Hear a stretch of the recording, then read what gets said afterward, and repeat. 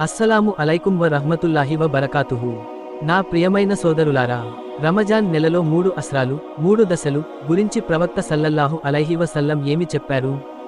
రమజాన్ పవిత్ర మాసాన్ని 3 అస్రాలుగా విభజించడం వెనుక అర్థం ఏమిటి? ప్రవక్త ముహమ్మద్ సల్లల్లాహు అలైహి వసల్లం ఈ 3 దశల గురించి స్పష్టంగా వివరించారు.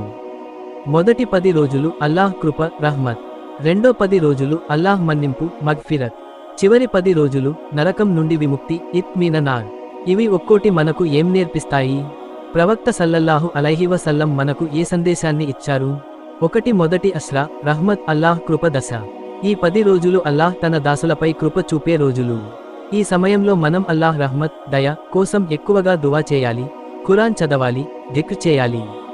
ప్రవక్త సల్లల్లాహు అలైహి వసల్లం చెప్పారు, ఈ పవిత్రమైన నెల ప్రారంభమైతే అల్లాహ్ కృప ద్వారాలు తెరవబడతాయి, జహన్నం, నరకం ద్వారాలు మూసివేయబడతాయి, శైతాన్లను సంకెళ్లతో బంధిస్తారు. సహీహ్ అల్ బుఖారీ 1899, ముస్లిం 1079. దువా.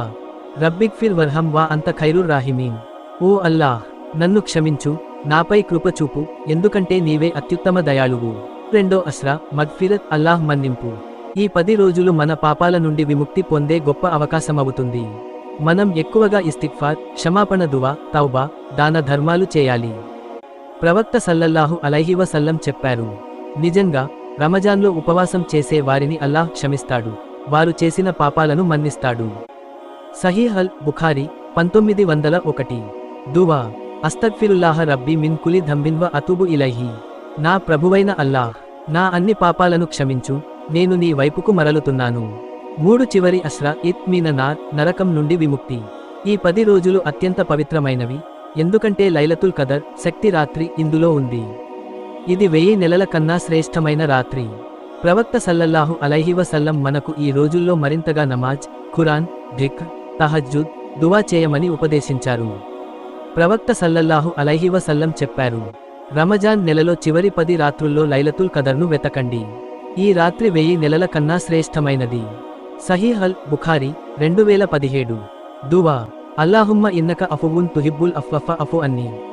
ఓ అల్లాహ్, నీవు క్షమాపరుడు, క్షమించడాన్ని ప్రేమిస్తావు, కాబట్టి నన్ను క్షమించు.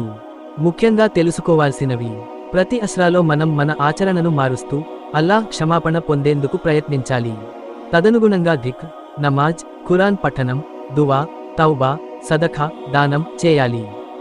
చివరి 10 రోజుల్లో తప్పక లైలతుల్ కదర్ కోసం ఎక్కువగా ప్రార్థించాలి.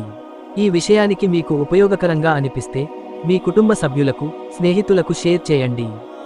జజాకల్లాహు ఖైరన్.